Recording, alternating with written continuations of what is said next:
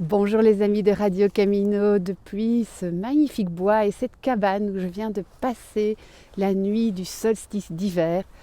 J'avais envie de partager avec vous l'importance que ça a pour moi de célébrer ces cycles, ces solstices, ces périodes vraiment importantes pour se ressourcer, se reconnecter au rythme de la nature. Et je vous partage ça dans cette vidéo.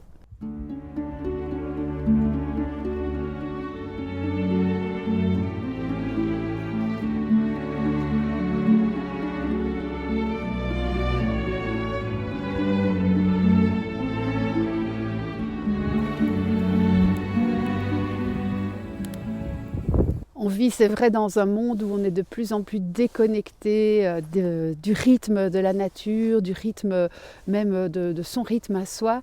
Et on a besoin, je trouve, de se reconnecter à nos rythmes, à nos cycles de vie, à se reconnecter à sa respiration, ce que font beaucoup de pratiques, à se reconnecter à son cycle féminin, si on a la chance d'avoir encore un cycle féminin, de ne pas être ménopausée, de se reconnecter au cycle de la lune. J'essaye de célébrer la pleine lune, si possible entourée d'autres femmes, le cycle des saisons, le cycle de l'année. Et il y a une pratique que je trouve très intéressante, c'est de célébrer les 12 nuits de Yule. Ces 12 nuits de Yule, qu'est-ce que c'est ? Ce sont 12 nuits et 11 jours bissextiles dans le calendrier des Germains, des Celtes ou des païens, on les appelle comme on veut, qui eux vivaient l'année basée sur le cycle lunaire, mais à un moment, évidemment, le tour du soleil par la Terre faisant 365 jours, il fallait raccorder les deux calendriers et il y a 11 jours de moins dans le calendrier lunaire que dans le calendrier solaire. On devait donc installer 11 jours et 12 nuits bissextiles dans le calendrier et on les a fixés à la fin de l'année, au moment où il y avait le moins de possibilités de faire des activités dehors. Et donc entre le 20 décembre et le 31 décembre, ce sont ces jours suspendus, ces jours un peu sacrés, et ces 12 nuits de Yule. Alors cette célébration du temps de Yule, j'aime la commencer le 20 décembre au soir. Alors selon ce calendrier païen, le 20 décembre c'est la nuit où on célèbre toutes nos lignées de mères, y compris et peut-être avant tout notre terre-mère. J'aime beaucoup l'idée d'aller remonter dans toutes nos générations d'ancêtres féminines. On peut en dénombrer par exemple 64 en rassemblant 64 petits cailloux, en commençant par soi, sa mère, ses deux grands-mères, ses 4 arrière-grand-mères. Et on va ainsi aller jusqu'aux arrière-grand-mères de nos arrière-grand-mères et honorer toutes ces lignées de femmes qui ont fait qui nous sommes, que nous soyons hommes ou femmes, et peut-être aussi honorer les belles choses qu'elles ont faites, les souffrances qu'elles ont endurées et arriver petit à petit à nous libérer de ces souffrances que parfois nous avons nous-mêmes endossées. Le 21 décembre, qui est la journée la plus courte de l'année, en Belgique, elle fait exactement 8 heures, donc on a 16 heures de nuit entre le coucher et le lever du soleil.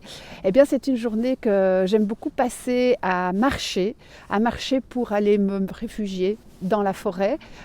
Ici, j'ai trouvé cette magnifique cabane que je connaissais et où je savais que j'allais pouvoir m'abriter, faire du feu et passer une belle soirée de Yule. Et ce matin, je vais repartir, nous sommes le 22, pour célébrer le premier jour de ce nouveau cycle. Alors également, cette soirée de solstice ou de Yule peut être l'objet de différents rituels, souvent axés autour de la lumière. Donc on va faire un feu, apporter une bougie, mettre de la lumière dans sa maison, décorer son sapin, mettre des guirlandes, tous ces rituels qui visent à ramener de l'espoir pour le nouveau cycle qui va venir. On peut également réfléchir à ce que l'on a semé au cours de l'année écoulée et ce qu'on a récolté de beau, de moins beau. Voilà. Et c'est aussi ce feu, pour moi, l'occasion de brûler tout ce que j'ai envie de laisser derrière moi et de ne plus vivre. On peut continuer ce rituel de Yule après avoir célébré la nuit des mers le 20 et le solstice le 21, eh bien, en honorant chaque soir une des grandes valeurs humaines.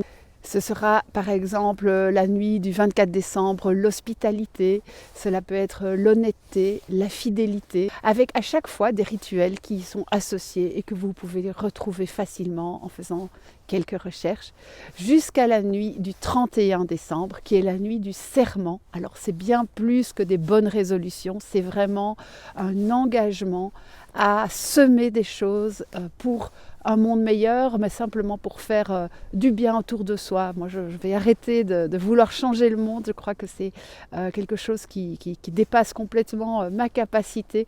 Mais chaque petite graine que je pourrai semer et qui pourra faire du bien, eh bien, ce sera un objectif en soi. Chaque petit pas que je pourrai faire, ce sera un objectif en soi. Et également les petits pas à l'intérieur pour retrouver la paix et pouvoir peut-être un jour rayonner vraiment quelque chose d'accompli. En tout cas, voilà mon vœu pour cette année qui vient.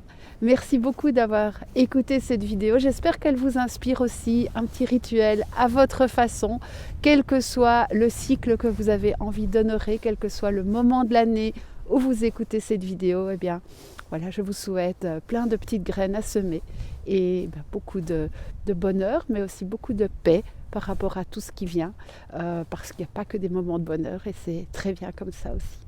À bientôt les amis, je vous embrasse et je vous souhaite une belle année. Ciao!